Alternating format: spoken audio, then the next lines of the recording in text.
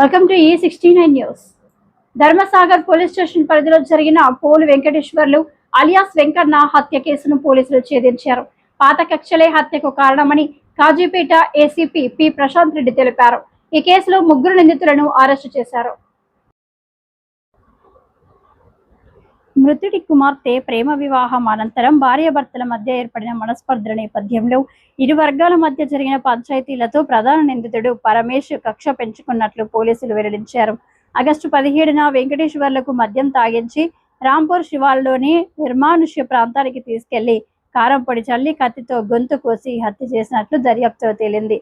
అనంతరం హత్యకు ఉపయోగించిన కత్తిని సిమెంట్ పైపుల్లో దాచిపెట్టారు. పోలీసులు కత్తి, మొబైల్ ఫోన్, ద్విచక్ర వాహనాన్ని స్వాధీనం చేసుకున్నారు. 3 నిందితులపై గతంలోనూ కేసులు ఉన్నట్లు పోలీసులు తెలిపారు. కేసులో మరింత దర్యాప్తు కొనసాగుతుంది. అక్కడ ముద్రస్తుడు అతని గొంతు కోసి చంపినట్టుగా అనిపించింది. వెంటనే ఫస్టుడి పేరు పోలు వెంకటేశ్వర్లు, వెంకన్న అంటారు. పోలు వెంకటేశ్వర్లు అలియాస్ వెంకన్న. ఈయనది చిల్పూరు గ్రామం, ధర్మసాగర్ బార్డర్లో ఉండే చిల్పూరు గ్రామం అతను. అతన్ని చంపింది ఎవరిని పరిశోధనలో తెలుసుకోగా అంబటి పరమేష్, అతనికి సహకరించింది మరొక ఇద్దరని చెప్పేసి పరిశోధనలో తెలిసింది. వారి పేరు దామరి సంపత్, చిలుముల వెంకటస్వామి. అయితే ఈ పరిశోధనలో తెలిసిన కొన్ని నిజాలు ఏంటంటే, ఫ్యాక్ట్స్ ఏంటంటే, ఈ మృతుడు ఎవరైతే ఉన్నారో పోలు వెంకటేశ్వర్లు అలియాస్ వెంకన్న, ఇతని కూతురుని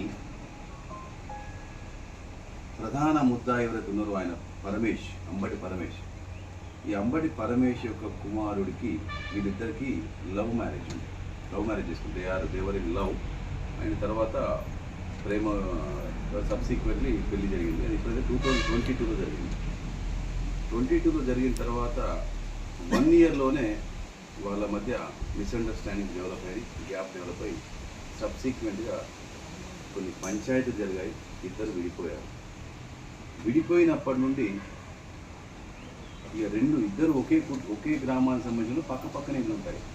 ఇక వీళ్ళ మధ్య ఎప్పటికీ పోరు జరుగుతూనే ఉంది, చిన్నగా జరుగుతుందని తెలిసింది.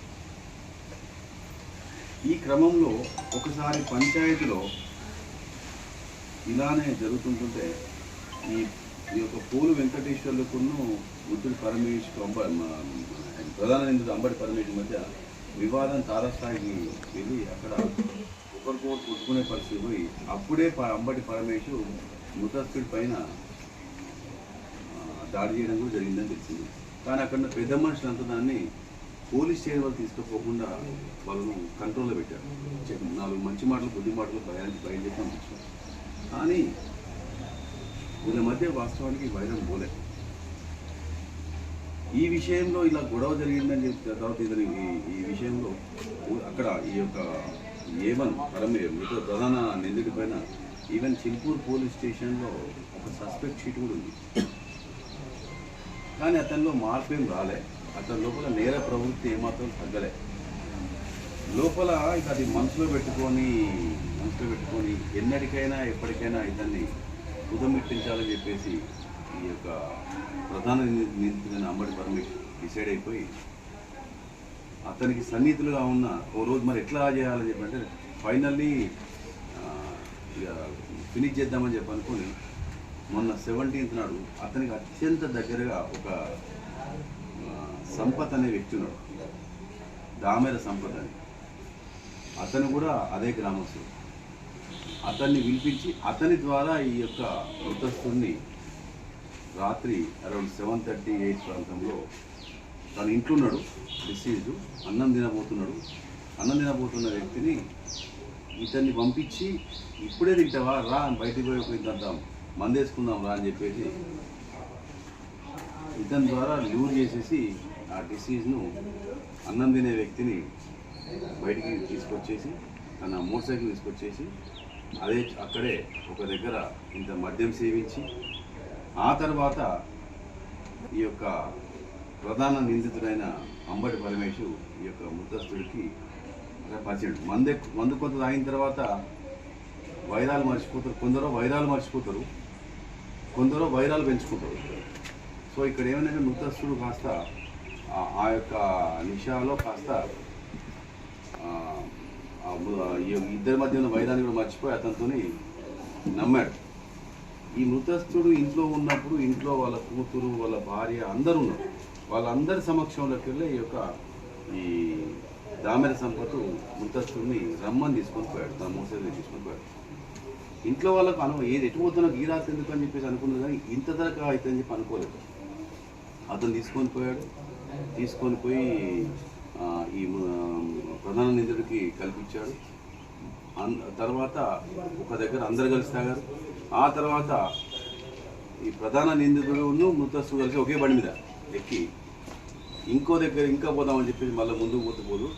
మా రాత్రి కానీ నువ్వు ఎట్లా తినలే కదా, తాగినాం కదా, ఇంత కాచిపేట పోయిందంతా బిర్యానీ తిందాంపా అని చెప్పి బండి మీద ఎక్కించుకొని వస్తూ ఆ రాంపూర్ శివారికి వచ్చి మడిల్లయ్య గుడి దగ్గరికి వచ్చినాక ఇంత అవుదాంపా, ఇటు పక్క పోదాంపా అని చెప్పి తీసుకొని ఆ నిషాలు ఆయన ఉన్నాడు.